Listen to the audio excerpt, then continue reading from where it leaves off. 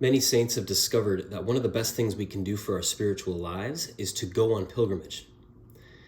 Now, how do we do that? How do we go on pilgrimage, especially nowadays, since we're all under lockdown, a lot of us, and we can't leave our houses much?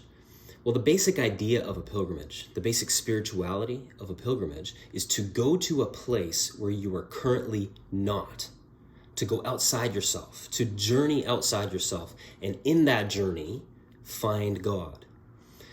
This is what we see on display with someone like the Blessed Mother, who goes from Nazareth to the hill country to visit her cousin Elizabeth.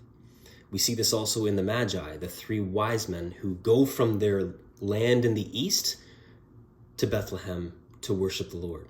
And we see this in today's gospel as well, with the cleansing of a leper. So we read about this leper being cured of his disease, but he first goes to Jesus. Scripture says a leper came to Jesus. Now that seems pretty obvious, but for the leper, it means that he first had to leave where he was to go to where Jesus was. Something happens to us psychologically and spiritually when we do this. And sometimes to really make the most of our prayer time, we also need to go somewhere else, to journey somewhere. So here's some practical ways of doing this nowadays in light of our current situation. When it comes time to pray, instead of staying on your couch or staying on your bed, go to the corner of your house that you've set up as a prayer station. Or if you have the luxury to do this, make one of the rooms in your house a prayer room. It's like your own little chapel. Or, and this is really the most ideal situation, is to go visit a church and sit in front of the Blessed Sacrament. To literally go and visit Jesus to where he is. Go to where Jesus is to visit him.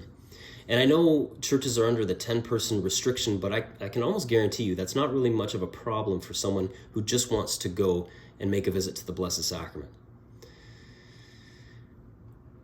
Here's another way of psychologically and spiritually going somewhere. And you can do this from the comfort of your own home. When it comes time to pray, use something other than your smartphone. Use a Bible, use a rosary, but try to resist the urge to use your smartphone. It's not wrong to pray on your smartphone. I do it from time to time. It's actually come to my rescue a lot. But these are the same devices we use to pay our taxes, to scroll through news feeds and to check on our dogs. Basically, our whole lives are on these things. And so what happens is we lose the psychological benefit of separating, of going somewhere else. So today, go on a pilgrimage. You don't have to go very far. You can even do it from the comfort of your own home, but just go somewhere. Go on pilgrimage. The whole idea, again, is to go where you are currently not, to visit Jesus.